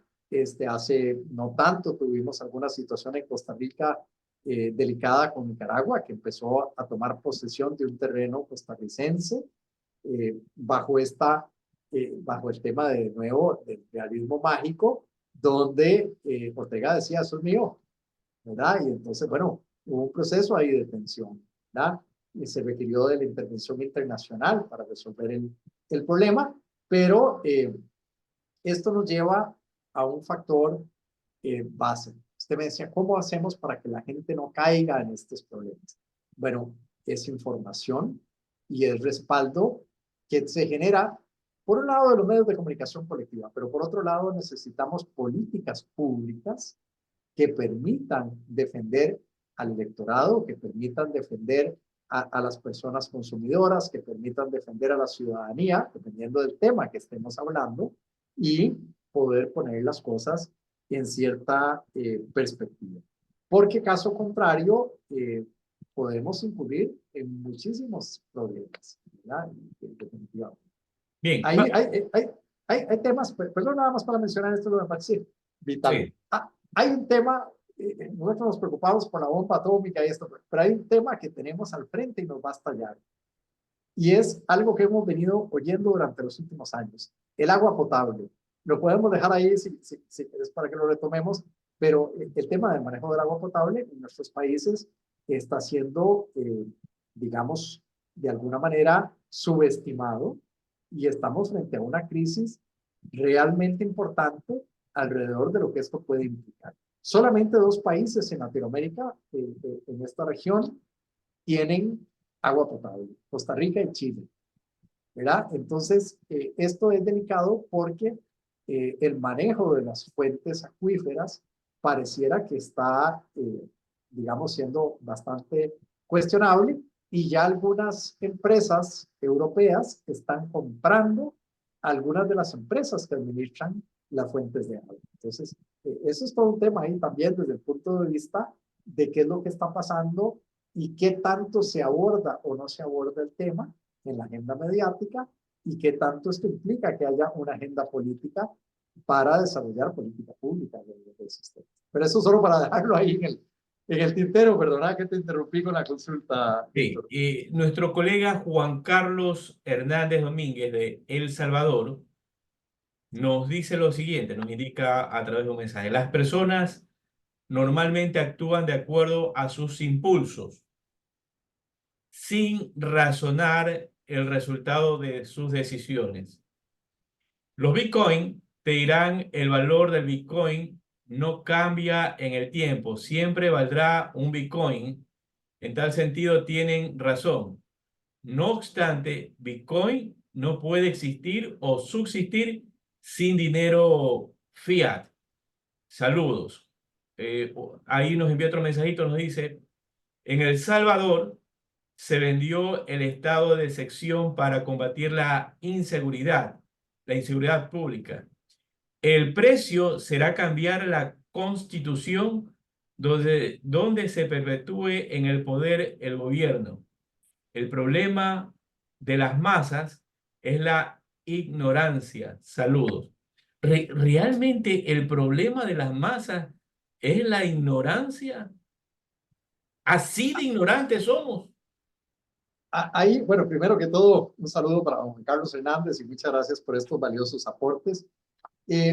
Yo quisiera referirme a los diferentes puntos que toca don Juan Carlos, pero atendiendo a la pregunta de que si así de ignorantes somos, vamos a hablar un poquito de la opinión pública. La opinión pública tiene que ver, ¿quién es la opinión pública? En realidad, de alguna manera, es lo que algunas personas que representan a la sociedad civil o grupos organizados manifiestan alrededor de temas críticos. Porque la opinión pública no se manifiesta sobre cosas que no le signifiquen un riesgo inminente o una preocupación inminente. De lo demás, no nos preocupamos porque son cosas que van bien. Y la opinión pública, de alguna manera, reacciona ante ciertas circunstancias. Un antecedente muy interesante histórico sobre esto es la famosa Revolución Francesa. ¿Por qué sucede la Revolución Francesa? Porque el gobierno venía generando asimetrías económicas tan fuertes que la población estaba totalmente subyugada, mientras que la aristocracia veía cada vez condiciones más beneficiosas. Esto hizo que la cuerda se reventara en un momento determinado. Entonces, realmente, esto es lo que de alguna forma se refleja en en las diferentes asimetrías o conflictos que hay entre la opinión pública y los partidos políticos. Pero hoy esta cuerda se cuida más. Entonces, un partido político sabe que el país está en una condición económica delicada, pero no puede, sí puede, podría poner los impuestos que quiera. Pero ¿por qué no lo hace? Porque se le revienta la cuerda. Porque ya hay un antecedente. ¿Me explico? Lo vimos no hace mucho en Egipto, cuando empezaron a enfrentar, y en Grecia, ¿verdad? Que tuvieron, y en Francia también, que tuvieron circunstancias a nivel de inflación fuertísimas, y entonces esto implicó una reacción de la ciudadanía ante los aumentos descomunales que estaban experimentando. Entonces empieza a haber un cierto romanticismo, por decirlo de alguna manera, entre la ciudadanía y la clase política. Entonces, no es que bueno, sí somos en buena medida,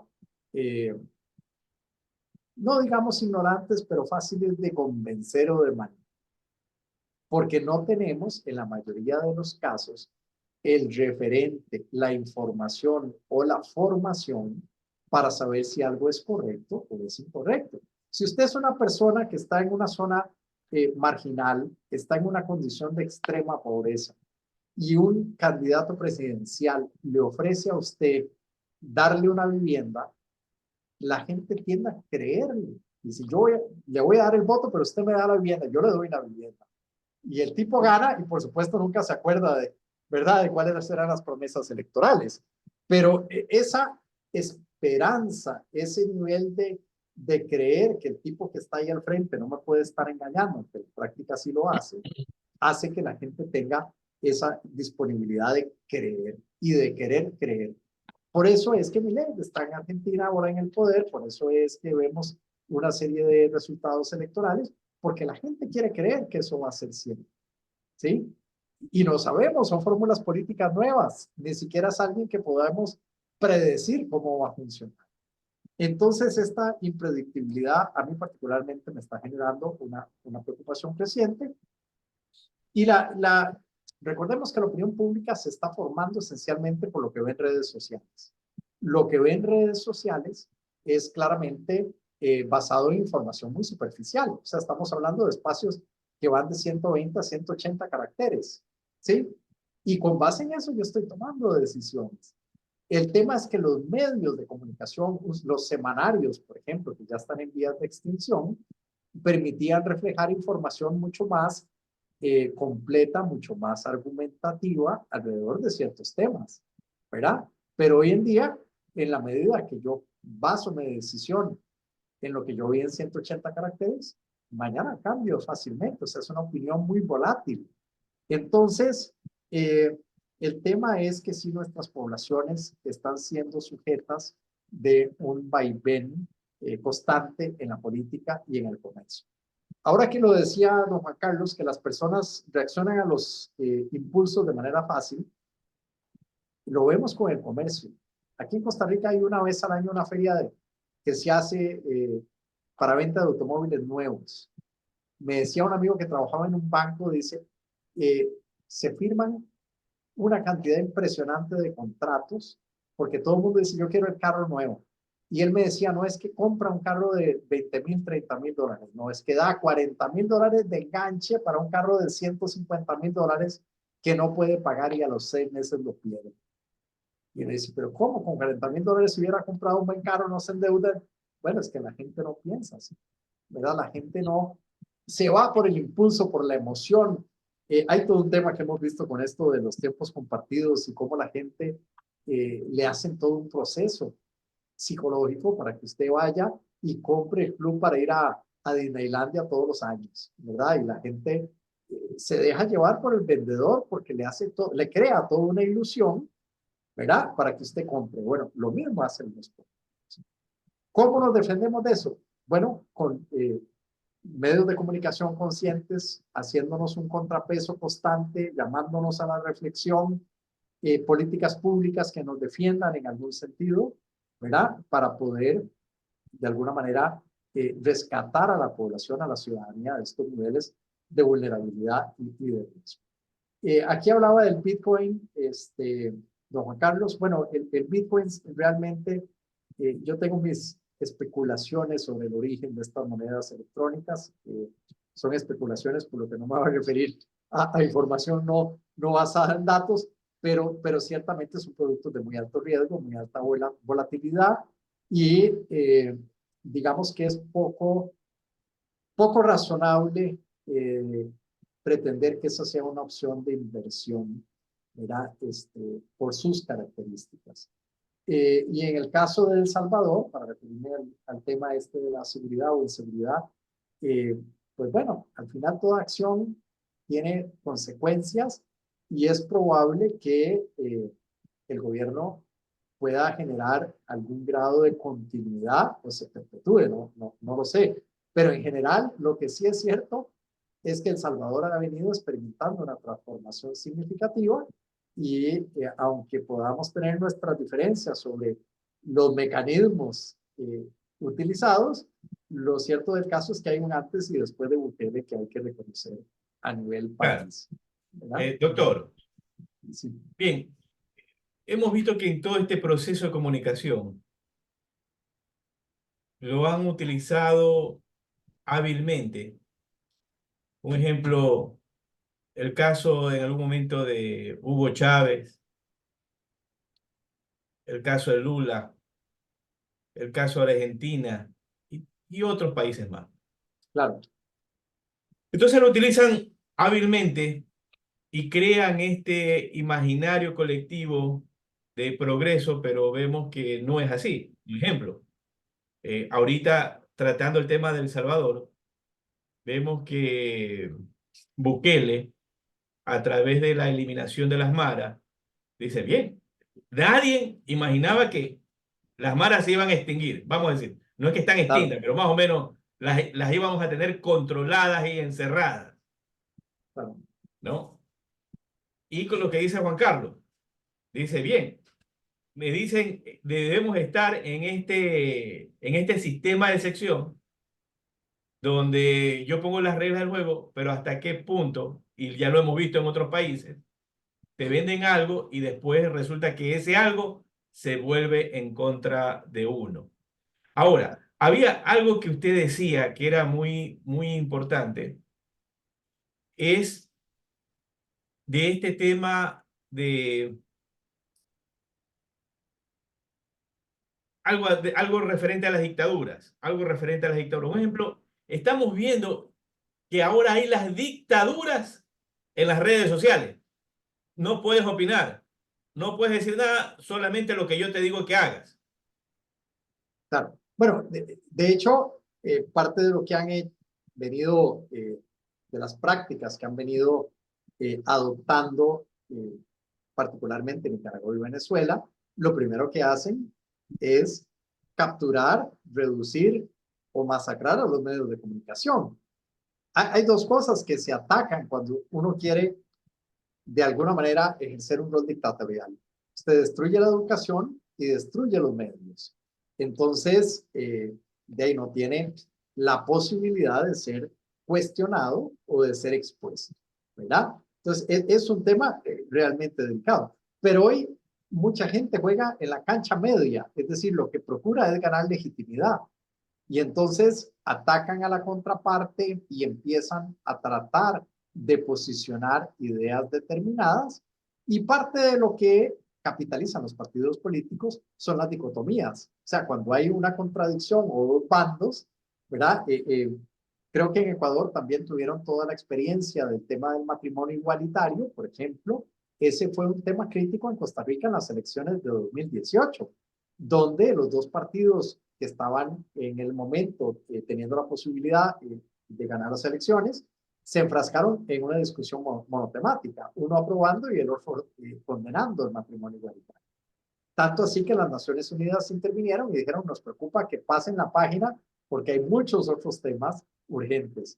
Y prácticamente ese fue el tema, ¿verdad? Y entonces, cuando hay una rivalidad, lo que se ha visto es que se incrementa la intención de voto. Es decir, si yo estoy en contra y la posición es muy confrontativa de otra persona, tratamos de ir a votar más. ¿Me explico? Para que yo gane o porque el otro pierda en su defecto. Entonces, estos bandos han sido, digamos, de capital político. Hemos visto algunos fenómenos. Mucha gente cree o considera que la fragmentación de los congresos incentiva el diálogo y que eso genera contrapesos. Tampoco eso es cierto. Al final lo que se hacen son compravendas, donde alguien le dice, ¿qué quiere usted a cambio de? ¿verdad? Y se deslegitima. Y por esto, vamos a ver, no hemos podido entrar en esto en detalle, pero hay muchos factores que han venido poniendo en riesgo las democracias en la región latinoamericana y que, digamos, esto de alguna manera facilita que existan partidos cada vez más dictatoriales, con menor capacidad de confrontación, y tenemos una opinión pública que se deja encantar fácilmente por mensajes de corto alcance, como es el caso de las redes sociales. Y me refiero a corto alcance porque se multiplican rápidamente, pero son de poca profundidad, ¿verdad? Es decir, no son cosas que le permiten a las personas realmente formar una opinión legítima, y muchas veces se involucran las emociones. Y ahí es cuando la gente empieza a discutir y a rasgarse las vestiduras, y simplemente las clases económicas y políticas detonan la píldora. Como dice Habermas, utilizan los irritadores del sistema para que la gente se pelee entre sí y eso genere todo el capital político necesario para ganar o tomar posición de ventaja alrededor de ciertos temas en particular, y por ende lograr ganar electores, que al final de cuentas es el capital deseado, ¿verdad? Doctor, hay profesionales como el programa Diálogo Profesional América que nacen y se van desarrollando a través de la línea del tiempo. Y hay profesionales que implementan y utilizan estos recursos justamente para poder transmitir, pero hay un momento en que la curva van subiendo y se apagan. ¿Qué le podría usted indicar a nuestros colegas que a veces crean sus canales muy buenos, pero que tal vez puedan parecer aburridos para cierto sector?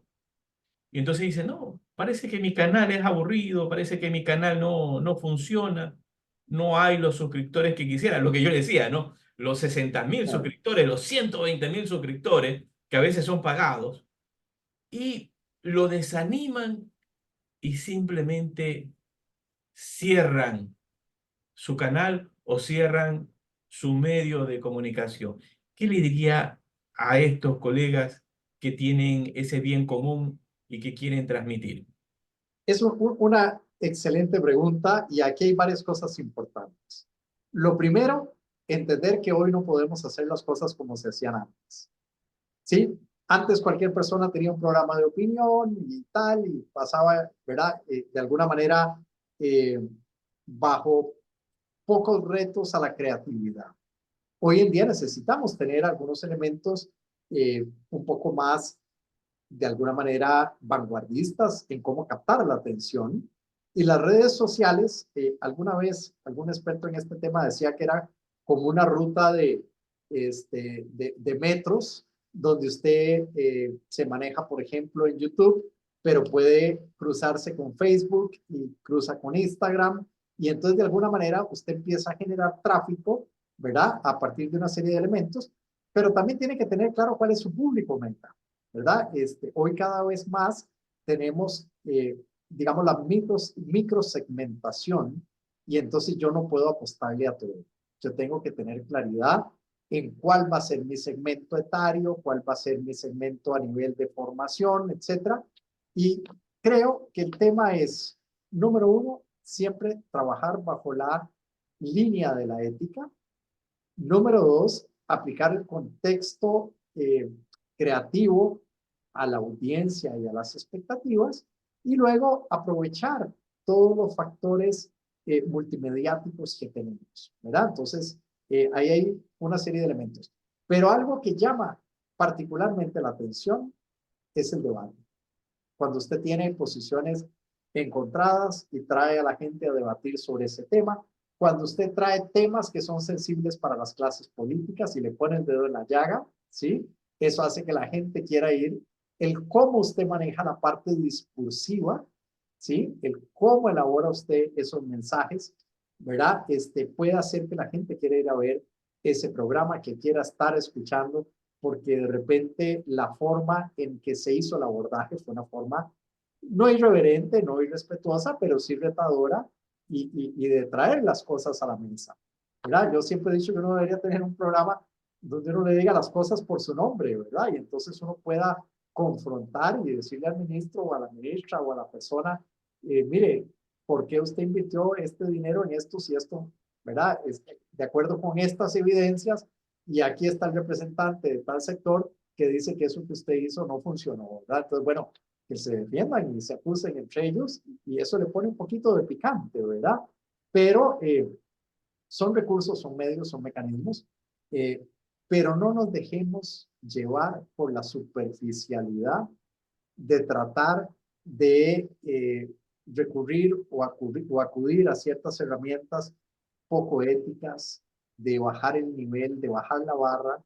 Eh, Procuremos que incentivar a la gente a pensar, incentivemos el diálogo, y el diálogo se genera muchas veces a partir de las fricciones, ¿verdad? Entonces, en buena hora de tener estas confrontaciones donde alguien no está de acuerdo con alguien, pero bueno, dialoguemos, ¿verdad? No tengamos una confrontación, tengamos un diálogo. ¿Por qué tal cosa? ¿Por qué tal otra? ¿Verdad? Y creo que eso ayuda, es una función importante porque ayuda a que la gente haga conciencia. Si hay reflexión, hay mayor conciencia y eso contribuye a posicionar un poco con mayor arraigo ciertas posturas a raíz de temas medulares, ¿verdad? El tema de la democracia, el tema de la exigencia, la rendición de cuentas en el aparato estatal, etcétera. Son factores claves, son factores importantes. El tema de las elecciones políticas, traigamos a los partidos a cuentas, pongamos a la gente a debatir, a demostrar, ¿verdad? No es solo que usted diga, yo voy a arreglar el mundo, bueno, pero ¿cómo lo va a arreglar, verdad? O sea, ¿cuál va a ser, verdad? Y cuestionar y debatir un poco sobre los temas. Correcto, correcto. Así es. Y un ejemplo, algo que decía, es verdad, no a la confrontación, pero si es una confrontación de ideas a la altura, con el respeto que se merece, yo creo que podemos hacer un mundo mejor. Pero a veces, ¿qué Sí, bueno, ocurre? Que en la primera tempestad nos lleva con todo. La primera tempestad nos lleva con todo y a veces eh, queremos imponer antes de saber escuchar. Nuestro colega Juan Carlos Hernández nos indicaba lo siguiente: cuando me refiero a ignorancia, no me refiero a que se carece de educación académica. Bien, eso lo tenemos claro, porque claro, ya claro, hemos dicho que hay académicos de cuarto nivel que se dejan engañar, sin lugar a dudas, sin lugar a ¿ya? dudas. Y todos somos propensos a ser engañados en algún camino, en Claro. algún camino. Siempre hay un camino en que tal vez nos perdamos. ¿Estamos de acuerdo, doctor? Totalmente, totalmente, así es. Así es. Así es. Eh, Sino el hecho de creer que el político le va a solucionar los problemas económicos. Más no se da cuenta que es al contrario. En mi país, el gobierno hasta elaboró un periódico para hablar bien del papel gubernamental. Gracias a Harold por compartir sus experiencias y punto de vista. Saludos desde El Salvador. Sí, no, el agradecimiento para Juan Carlos por todos los aportes. Yo creo que hay básicamente dos cosas importantes. Siempre motivar la reflexión crítica, no dejarnos llevar, no dejar caer a la gente en la agenda del político, en la agenda del comerciante, o sea, siempre cuestionemos, retemos. Hay muchos temas. El político viene y nos dice, yo voy a velar por la inseguridad ciudadana. Mire, ¿qué ha pasado con el tema de las cárceles? Uno podría entrar en ese tema. Creo que en las cárceles son un cáncer común que tenemos en la región. Las cárceles se inventaron, por poner un tema, ¿sí? Las cárceles se inventaron en el año 600 antes de Cristo en Grecia, y eso era para que la persona que no pagaba la multa cumpliera una condena como mecanismo de presión, pero no era el objetivo que la persona fuera per se a la cárcel. Hoy tenemos cárceles abarrotadas, hay más gente adentro que afuera, ¿sí? En muchos de los localidades. Y esto es un problema serio. ¿Qué hacen los gobiernos? ¿Qué están haciendo los gobiernos por atender este problema? nada responsable. ¿Por qué? Porque tenemos periodos de 4 años donde es difícil planificar. Y yo, bueno, no era el tema que traía para hoy, pero digamos con esto tengo una propuesta que puede ser un poco irreverente, pero yo decía, una manera de atender este tema de las cárceles, por ejemplo, podría ser generar cárceles privadas no, en realidad bajo un modelo de autosostenibilidad, donde, ¿qué pasa cuando usted va a la salud pública y no le funciona? Usted va a la salud privada, ¿sí? ¿Qué pasa si usted va a la educación pública y no le funciona? Usted va a la educación privada. Pero si usted va, por cualquier razón, a una cárcel, ¿qué es lo peor que le puede pasar a un ser humano? Según me decía alguna gente vinculada al Ministerio de Justicia, usted no tiene opción de ponerse a salvo. Usted queda ahí en una condición muy complicada, sea porque usted arrolló a una persona en la, cárcel, en la calle, alguien se le tira al carro, mientras todo esto se dilucida, usted puede ir a la cárcel. Pero si usted tuviera un lugar donde usted puede pagar por estar en un lugar seguro, cumpliendo su privación de libertad, pero en un lugar seguro, le garantizo que mucha gente optaría por esa alternativa. Ahora, ¿esto qué es el objetivo? Generar una asimetría de privilegiados y desprivilegiados. No, generar una cárcel que sea generadora de recursos para que pueda haber procesos de reinserción social y para que pueda haber políticas públicas con fondos determinados para atender el tema de la inseguridad. ¿Qué hace usted con un tipo no sé, que de repente mató de manera masiva a un montón de gente, que uno no sabe qué hacer con eso? La gente dice, póngale 20 años de cárcel, y el otro dice, no, póngale 50, póngale 100. Eso no es necesariamente una solución, ¿verdad? Y no tenemos gente trabajando en soluciones, porque no hay recursos y le seguimos metiendo, de nuevo, quedarnos en un tema en particular, ¿verdad? A las cárceles que se han convertido en digamos que en un recipiente sin fondo de recursos, porque al final cada vez hay más gente adentro que fuera, ¿verdad? Entonces, no es la agenda del político, es decir, ¿qué va a hacer usted con este problema que tenemos en las manos? ¿Qué va a hacer con el agua potable? ¿Cuál va a ser? Me explico, ese nivel de criticidad no lo tenemos. Cada vez más queremos creer que yo puedo obtener un puesto político del cual me beneficie. Quiero creer en el político que me va a regalar. Volvemos al ejemplo de la pastilla para adelgazar. Lo queremos fácil, lo queremos rápido. No nos interesan los temas que nos reten, que sean de mayor envergadura o de más largo plazo para las soluciones o más estructurales para los países. Tenemos que pensar más colectivamente, menos individualmente, ser más críticos y tener más espacios como este, que te felicito, Víctor, porque es un espacio de reflexión, de análisis de estos que ya casi no se ven, ¿verdad? Donde hay oportunidad de realmente profundizar en los temas.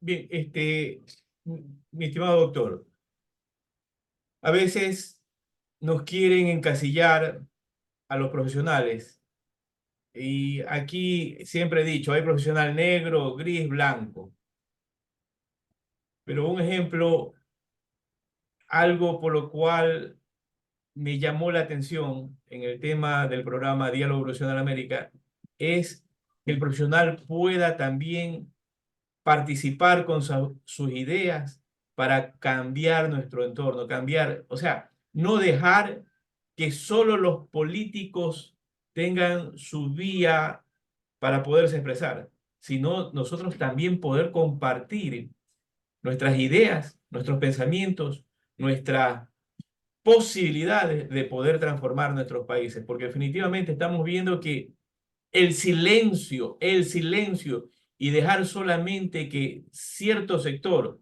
hable, yo veo que no está trayendo nada bueno para nuestros países. Sí, Partimos desde México, vamos avanzando con El Salvador, con Nicaragua, con Ecuador, con Venezuela, ¿sí?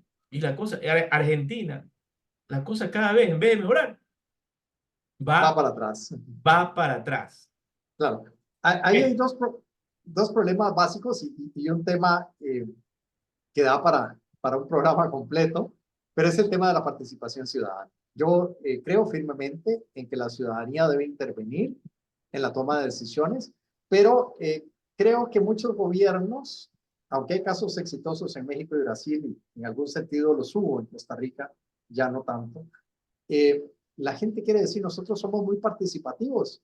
Sacamos una ley de 80 páginas ayer y dimos tiempo hasta mañana para que la gente se pronuncie. Una ley que la gente no tenía idea que existía, un tema en el cual no había habido algún posicionamiento colectivo. Entonces, eso no es participación ciudadana.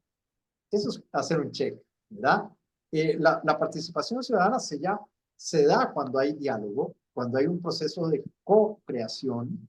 Y yo, en mi tesis doctoral, analizaba el tema y yo planteaba algunas conclusiones que nos llevan a un modelo, que es un modelo que yo planteo de 3 anillos.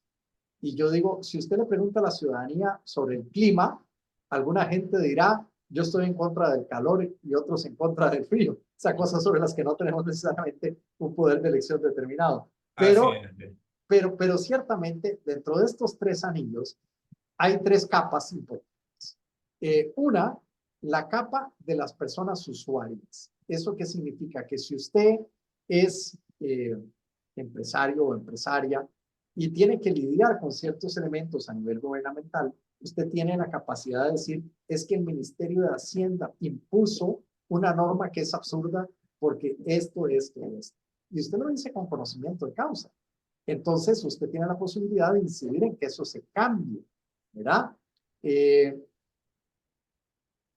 Creo que el tiempo lo gana en el sentido de que no Sí, sí, puedo sí. expandirme mucho, pero hay cosas que son absurdas y el usuario es el que puede señalarlas de manera más precisa. Otro anillo son las agrupaciones de la sociedad civil. Entonces, tiene un grupo de ambientalistas y son las personas que podrían decir, mire, yo quiero pronunciarme sobre la pesca de arrastre, por decir un ejemplo, en tal y cual sentido, porque creemos con la información y el nivel de expertise que tenemos que esto debe ser así. Y el tercer elemento es la ciudadanía, el ciudadano común, el que quiera simplemente aportar o sumarse a alguna de estas otras aristas o capas. Pero lo cierto del caso es que nadie sabe mejor que el usuario a dónde les decimos nosotros en Costa Rica, a dónde le chiman zapato, ¿sí? A dónde hay cosas que mejorar. Lo que pasa es que los políticos, digamos que son bastante sordos, ¿verdad? Entonces la gente no quiere que le digan.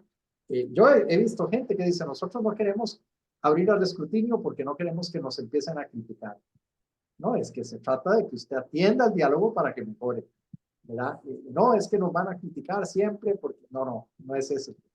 Y para esto se requiere toda una construcción basada en estos procesos de crowdsourcing.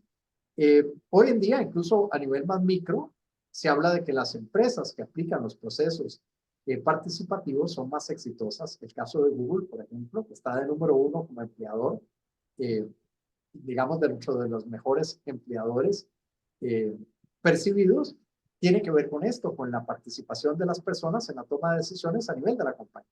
Se le toma parecer a la gente. En la mayoría de los lugares a usted le dice, mire, usted no lo trajimos para opinar, usted lo trajimos para que usted haga tal o cual cosa. Y eso genera frustración.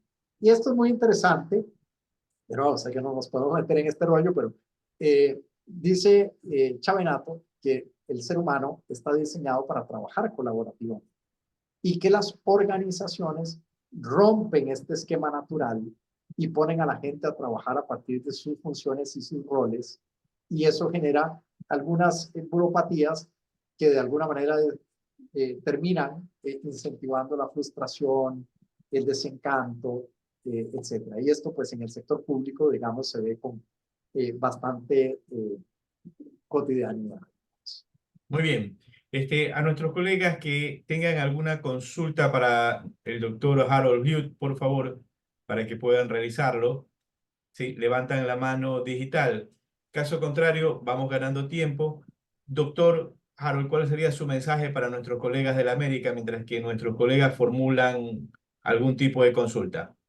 Claro, bueno, lo primero, rescatar la gran valía de espacios como este, como les decía, son espacios de reflexión, de diálogo, donde realmente se puede incentivar al cambio a partir de cosas, de proyectos, de iniciativas, donde se puedan venir a discutir temas que pongan a los tomadores de decisiones en la picota, ¿verdad? Al final se trata de eso, de generar a partir del poder mediático la posibilidad de alcanzar a las partes, sea gubernamentales o no gubernamentales, para que puedan incentivarse decisiones al respecto de temas críticos.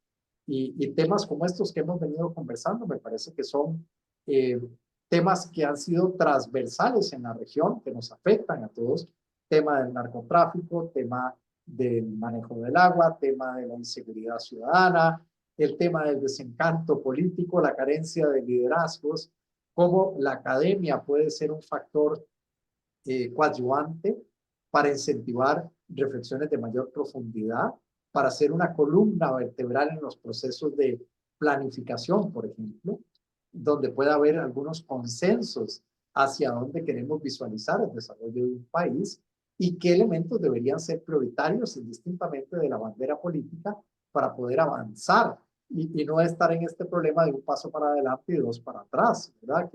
Que pasa con mucha frecuencia, ¿verdad? Cuando un partido político opositor gana y dice yo quiero destruir todo lo que había hacia atrás y no hay un cuestionamiento de qué era procedente, de qué era importante, sino simplemente hay un afán de rivalidad y no de construcción. Así es.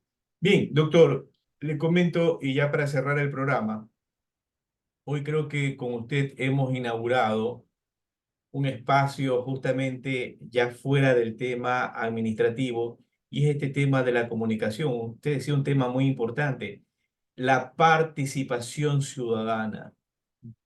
A veces nos queremos encasillar, no hablemos de política. Si realmente tenemos los valores suficientes, los valores morales, la ética, o queremos hacer algo realmente transformador por nuestros países, debemos de hablar. Debemos dialogar, debemos expresarnos.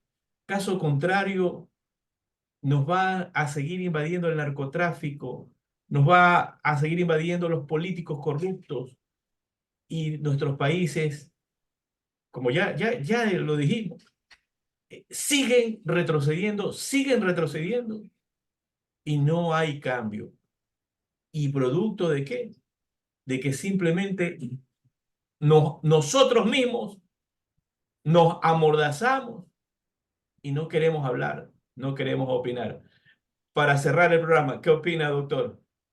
Totalmente de acuerdo. Y yo creo que aquí lo fundamental es no perder la perspectiva de aquella famosa teoría de la agenda mediática de Donald Trump y Maxwell McCombs, que nos dicen la posibilidad de incidir en la agenda política radica en la agenda mediática. Coloquemos en la agenda mediática aquellos temas que son urgentes, no lo que los políticos nos dicen que coloquemos. ¿Me explico? Retemos a los partidos, retemos a las generaciones a participar, a tomar partido, a involucrarse. ¿Qué vamos a hacer por el agua? ¿Qué vamos a hacer por el cambio climático? ¿Qué vamos, verdad? Y creo que esto es interesante porque de alguna manera compromete a los políticos. Hubo una campaña, si me permite cerrar con esto de 3 minutos, en Costa Rica, en una de las campañas electorales, el Patronato Nacional de la Infancia quería conocer qué opinaban los candidatos de la niñez en Costa Rica. Y ninguno lo había puesto en su plan de gobierno. Entonces se desarrolló una campaña que le llamaban las bios, y entonces se metieron en las biografías a nivel de Wikipedia y decía, ¿y este señor qué va a hacer por la infancia? Y quedaba el espacio en blanco, ¿verdad? Con la finalidad de que la gente se viera en la necesidad de rellenar el espacio. Y se hizo toda una campaña mediática. Fue muy interesante porque en la mayoría de los casos respondieron de manera positiva a rellenar el espacio con propuestas y con iniciativas. Pero si uno no coloca el tema en la agenda, el tema no se discute, ¿sí? Y es más fácil no vernos en el escrutinio, que es lo que los partidos políticos podrían considerar su zona de confort. Yo digo lo que a mí me conviene y no doy espacio para la crítica, para el escrutinio, para la participación. Necesitamos tomar una posición más responsable, más activa, más dinámica en los temas vitales para el país, ¿verdad? Y para los países. Creo que ese es el mensaje. Tomemos ese rol activo, no dejemos en manos de terceros, porque eso nos puede llevar a cualquier destino, y cualquier destino no es un lugar al que queremos ir. Quisiéramos tener una proyección positiva, un lugar que sea mejor para las futuras generaciones y poder generar un aporte siempre para el crecimiento y para el desarrollo. Así tiene que ser. Bien, agradecemos al doctor Harold Hugh Herrera por haber aceptado nuestra invitación a Diálogo Profesional América y con este tema muy interesante como son los medios de comunicación, las redes sociales y la construcción del imaginario colectivo. Y como usted bien indicaba, doctor, esta no debe ser ni la primera ni la última vez. Necesitamos expertos en materia de comunicación que guíen a nuestros profesionales de la América a poder expresarse, a poder desarrollarse. Gabriel, ¿quieres comentar algo, Gabriel? Nuestro colega Gabriel García Devia de Colombia. Sí, está con el micrófono silenciado, ya viste. No, muy bien, parece No, que sí. lo que quería, la conclusión que quería sacar, no habló el doctor de lo que significa que hay gente muy masificada. O sea, hay gente que habla porque los demás hablan o porque los demás dicen. Entonces, o sea, ahorita nos damos cuenta de que la gente está muy masificada y es en función de los medios de comunicación. La gente que tiene derecho, por ejemplo, a entrar a YouTube y a otras alternativas de comunicación está pensando totalmente diferente. Pero aquel cristiano que solamente tiene derecho a los medios de comunicación oficiales, ¿sí? Pues ese está pasado. O sea, no está en nada, porque uno para estar en la jugada tiene que estar en los medios alternativos de comunicación. O sea, hay que fortalecer los medios alternativos de comunicación, hay que investigar allá, pero si uno le pone cuidado a las noticias oficiales o a los medios oficiales, por ejemplo, aquí en Colombia, todo el mundo, o oyendo noticias de España, ya lo llaman prensa amarilla prepagada terrorista, así lo llaman, prensa amarilla prepagada terrorista, ¿sí?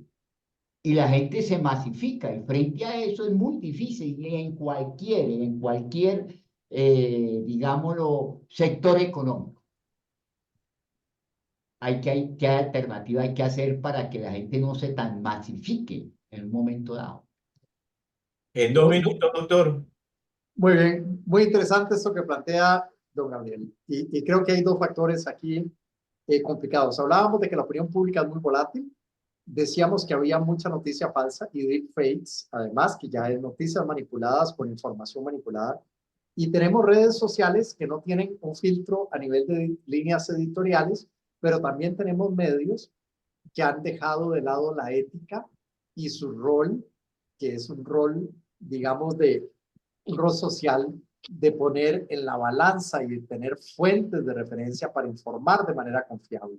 Hoy en día hay mucho medio que se ha convertido simplemente en un facilitador de mensajes de agrupaciones políticas o de intereses privados.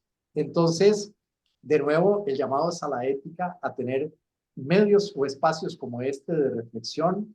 Creo que el aporte que puede hacer la academia en estas diferentes intervenciones es fundamental, y ciertamente es un flagelo que tenemos, que la gente está, lo decíamos al inicio del programa, tomando decisiones con base en información sesgada, en datos falsos, y eso es sumamente peligroso.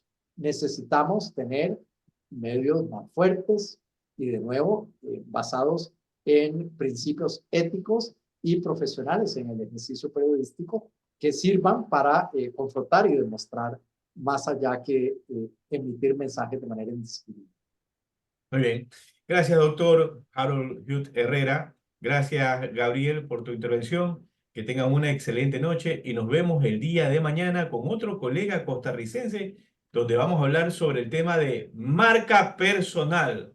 ¿Cuál es tu marca, Gabriel? La marca del doctor Harold, su propia marca que tenemos que construir. Eso lo vamos a ver el día de mañana con otro colega de Costa Rica. Que tengan una excelente noche. Gracias, Muchas doctor. gracias, Víctor. Gracias, colegas. Buenas noches y un saludo a La toda la mía audiencia. es en la jugada.